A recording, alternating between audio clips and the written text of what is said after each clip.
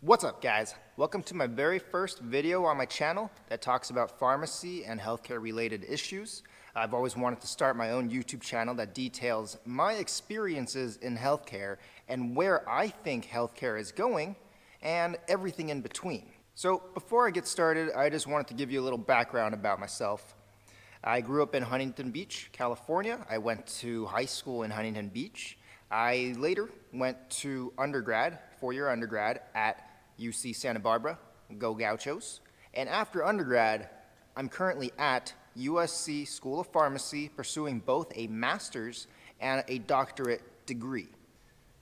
With this episode, I want to inspire the right type of people to pursue pharmacy, and I also want to deter the wrong type of people to not do pharmacy.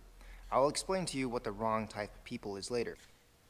All right, so for my first episode, I want to examine the financial cost of going to a four-year pharmacy school and what that means towards the trajectory of your financial career. And to do this, I'm going to compare a pharmacist to a computer science major or a computer engineer or any type of engineering where you could potentially come out of an undergrad and not pursue a master's degree and not pursue a doctorate and potentially just get a job and hit the ground running. So, here's what I mean.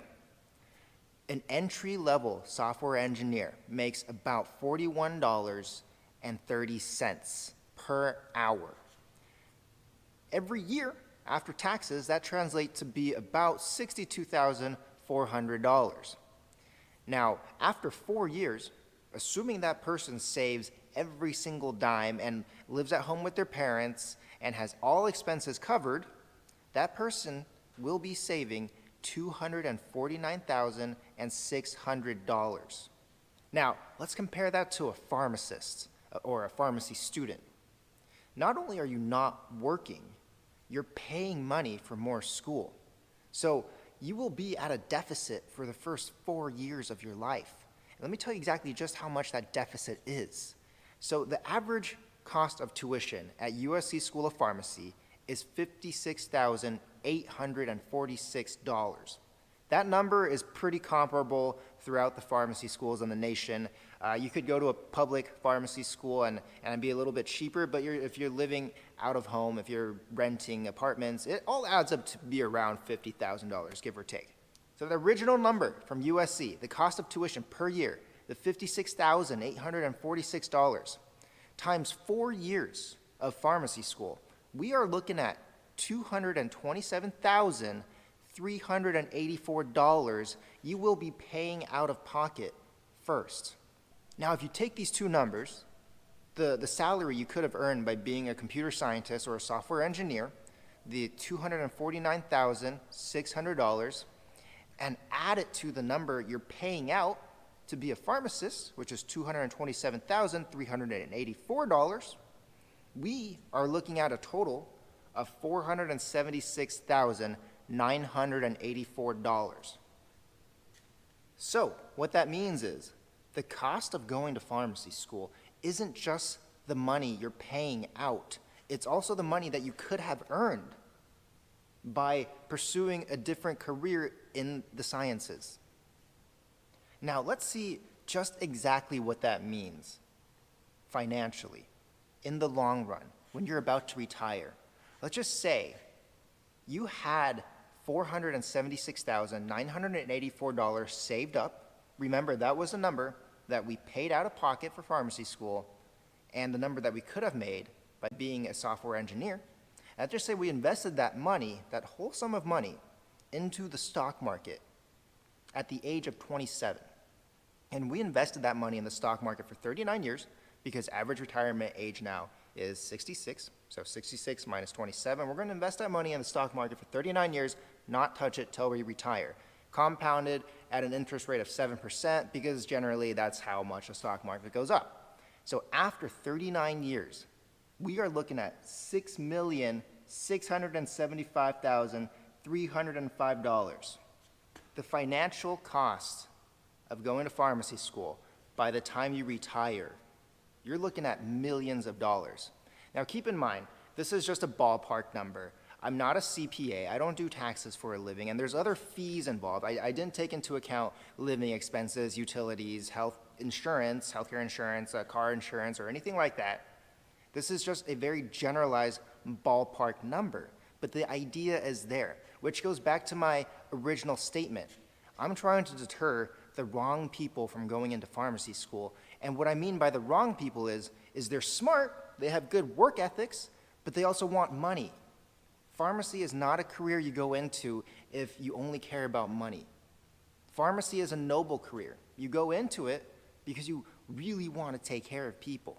That was just a comparison of pharmacy to a career that's not in healthcare and where you don't need a master's degree, where you don't need a doctorate degree, and you could potentially come out, get a job that pays you, after taxes, about $62,400 every year.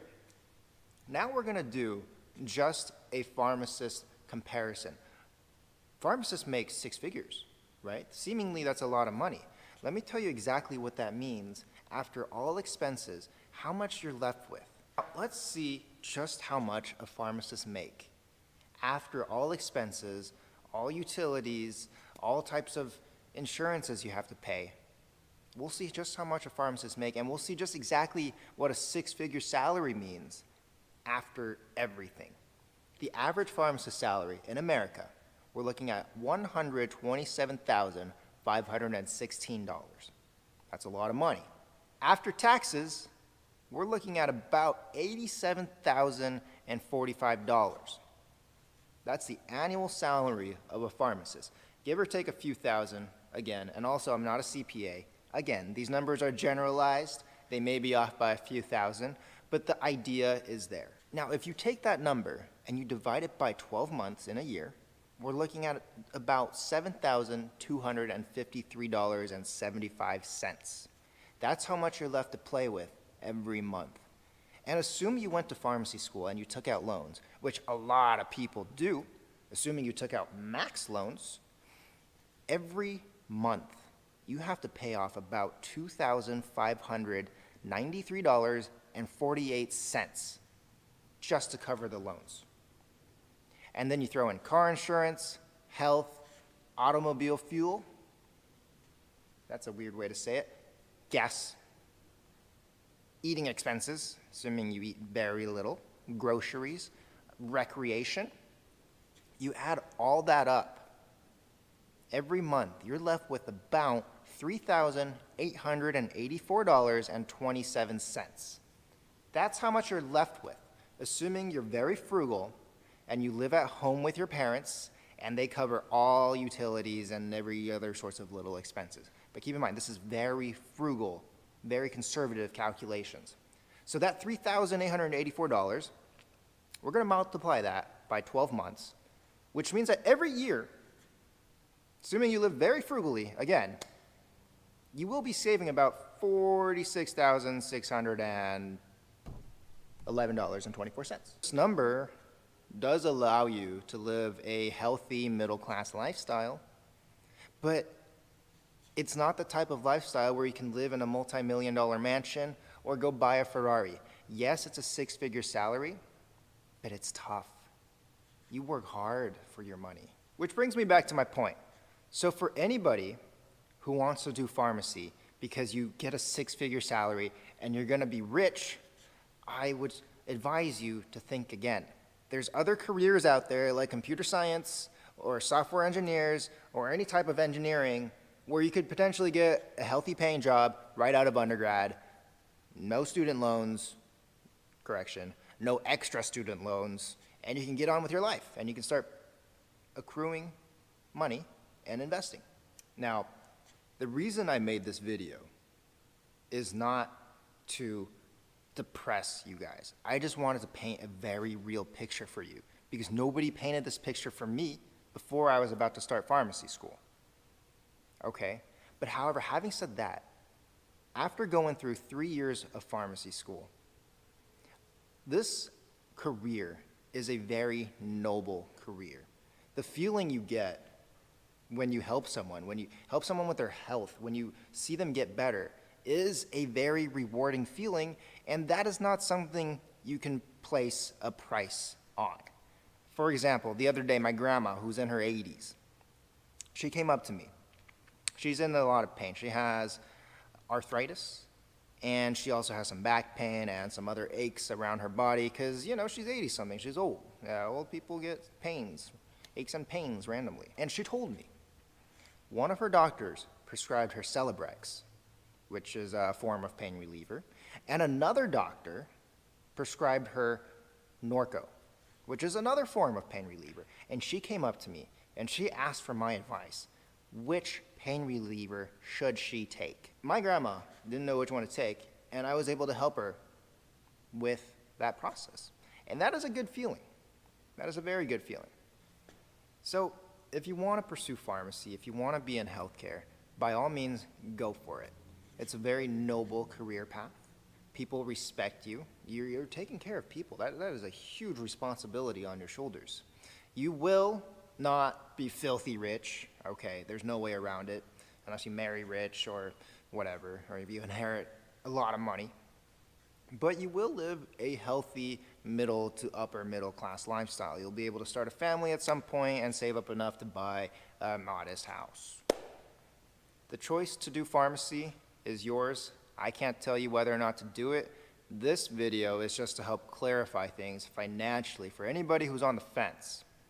In the upcoming videos, I will be talking more about pharmacy, more about healthcare, how to get into pharmacy school, what they're looking for in pharmacy school applications, what healthcare is like. If you like this video, please subscribe and thumb me.